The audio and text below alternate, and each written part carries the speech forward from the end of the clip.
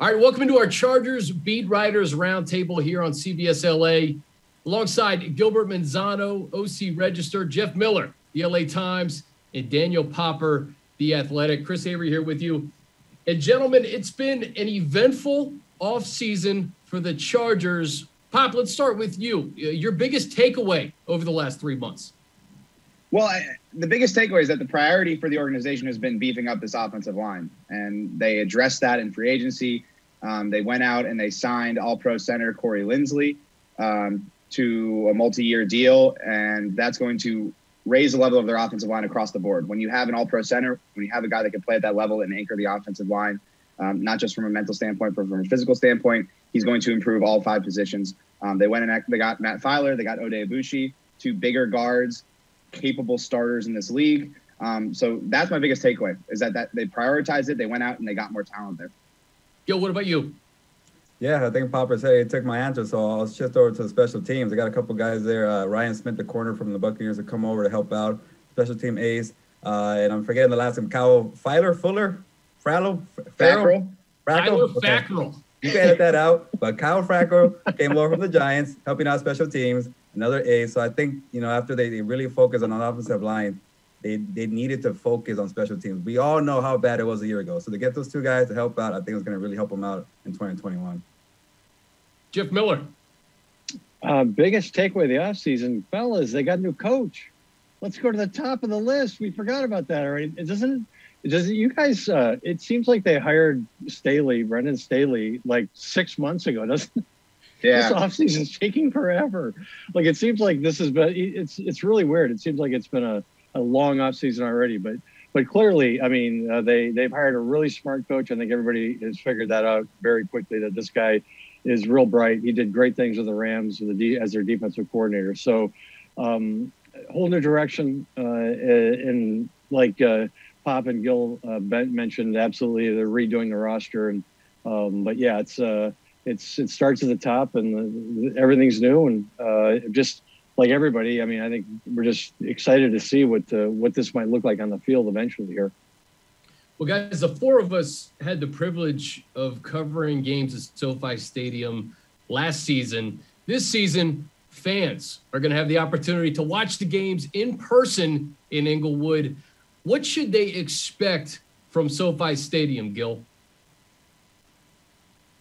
It's a palace. It's a very large place. It's a beautiful place. But you know what? One thing I noticed, it's a big place, but it's not a bad seat in the house. Like when we come into the stadium, we're like above ground already, and you look down, it's like, I feel like I'm at the 100 level section. You're like in the 200. So I think when fans come in, they really see it. It is kind of massive, but you feel like you're pretty close to the field and watching Justin Herbert work in the future. Popper, what about you? Yeah, I feel like they captured the Southern California ethos really well. It's a lot of open air. You get a lot of breeze. And the really cool part of it is when you walk in, the field is built 100 feet below, or 100 yards, 100 feet below the ground level. So you're actually walking in on the concourse and you look down onto the field. There's open archways all around you. And it's just an immaculate place to watch a football game. I cannot wait to see fans in there, because the place is going to get loud. It's an enormous place, but like Gil said, they were able to keep it really intimate and sort of, capture that ethos of Southern California with the open air and the breeze and the palm trees and all that kind of stuff. And Jeff, when you walk in, the first thing that I gravitate towards, at least, is that video board, especially at 10 a.m. You're watching games like it's the biggest sports bar in the world.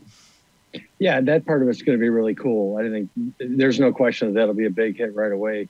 It'll be great to see, because, like, I don't know about you guys, but I've never been in a place that many times and still had no idea what the atmosphere is going to be like. It's been really weird. It's like watching last season. It's like we're all in a sound studio watching. It had a very phony feel to it. So I'm just excited. It'll be fun to get people in there. Hopefully by that point we'll be close to maybe 100% capacity. Who knows? But at least having some people in there, having some atmosphere is certainly going to add a lot. But yeah, that video board will be an instant hit, no question about it. Jeff, we'll keep it with you. Justin Herbert, 31 touchdowns, 10 interceptions last season. I think he threw it to 9 different receivers, touchdowns to 9 different receivers. What has he meant in just 1 year to this franchise in this city as he goes into year 2? Well, if you think about it, like, we have a situation in, you say like in Pittsburgh with the head coaches where they have had 3 head coaches in like half a century or something crazy like that.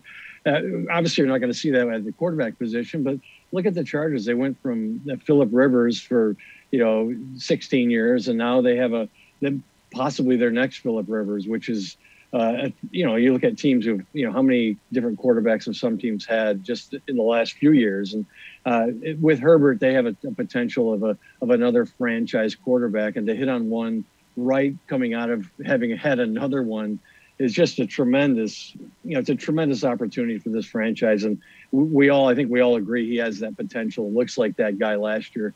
If he can build on that and become another franchise quarterback, what a great thing for this franchise, for this organization, and for a team that's trying to establish itself in a new market. All those things are just big bonuses. Popper, we are 1 week away from the draft. You could argue the Chargers got the number 1 overall pick in the draft last year in Herbert just by his sheer production and what the players in front of him did last season. Yeah, I mean, I think he won Offensive Rookie of the Year. I think that everyone would agree that he was the best rookie in football last year. Chase Young, obviously on the defensive side of the football, gives him a run for his money. But when you're talking about the importance of the quarterback position, it doesn't get any better than what Justin Herbert did last year. And like Jeff said, he's only going to go up from here. That is the really exciting part is, they were doing things last year to make it easier on him from a mental perspective, but he's only going to grow in terms of his mental approach to the game, how much he understands what defenses are trying to do to him. So if he's able to do that as a rookie with minimal knowledge, what can he do when he gains more and more knowledge? And I think that's why the organization and all the fans should be very excited about the direction at the quarterback position. Gil, where can Justin go in year 2 and beyond, especially with Brandon Staley coming in, a former quarterback in his own right, and Joe Lombardi in control of the offense? Yeah, that's the thing. I think when these rookie quarterbacks come out and they come out the gate and they're doing well and playing great football, that by year 2 it's like a sophomore slump. You kind of see it with Jared Goff, you saw it with Carson Wentz, you see it with Baker Mayfield, and even at times with Lamar Jackson. You want to be Patrick Mahomes. You want to be consistent all the time. Even Josh Allen had his kind of hiccups, and he kind of did well in year 3. So if I think for Justin Herbert, just keep being consistent, do that every Sunday. And the tough part might be it's a new coaching staff. He doesn't know how to work with them yet. If he could figure that out really quickly, I think for Justin Herbert, he'll be okay every Sunday. And it'll be pretty exciting matches when he's facing Patrick Mahomes twice a year, and those two guys go at it yearly. All right, guys, final thing. We are 1 week away from the NFL draft. The Chargers have 9 selections, but I want some bold predictions here. Who are the Bolts taking at number 13 overall, Popper? Yeah, I think if J.C. Horn, the cornerback out of South Carolina, is sitting there at 13, that is a pick that they absolutely will make. And honestly, it makes sense from a number of different perspectives. Now, I have been on the record numerous times that I think that they need to take an offensive lineman in the first round. They have to keep adding talent up front despite what they did in free agency.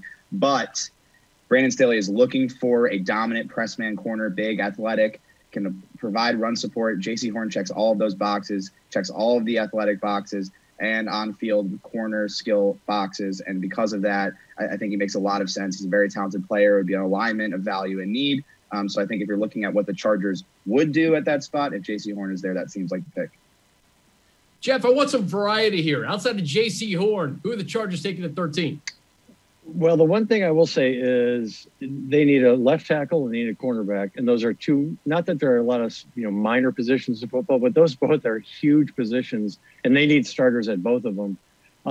I'm with Daniel. I mean, I think we all have been sort of on this. They're going to take a tackle. They're going to take a tackle. The reason why I think a cornerback is definitely in play is because of the new head coach and because of how important that position is going to be. But I'll stay with the theme, and I'll go with Rashawn Slater. I think they would love to see him available there. Northwestern tackle. There's all these guys have questions. There are some questions about him, but he seems like from everything I've read and heard about him, he seems like a guy that there's a chance he might not even be there at 13. He's that well thought of. So I'm going to go with I'll go with Slater and stick with what I think the very first mock draft I did months ago was I picked him. So I'll stick with him. All right, Gil, close us out. Hey, Chris, you said a surprise, right? So I'll give you a surprise name. Definitely you want a left tackle, you want a cornerback, but I don't think those guys are going to be available at 13 with J.C. Horn and Rashawn Slater. So I'll go Micah Parsons, the linebacker from Penn State. Oh, my. I know they got linebackers already, but he is such a big player, 6'3", fast, mobile. You could turn him into an edge rusher. Brandon Staley likes to call him edge rushers, not linebackers. So I think for Micah Parsons, we'll do pretty well with Joey Bosa there for the surprise pick. Micah Parsons in a huge upset. Gentlemen, thank you so much. Gil Manzano, Orange County Register, Daniel Popper, The Athletic, and Jeff Miller, LA Times.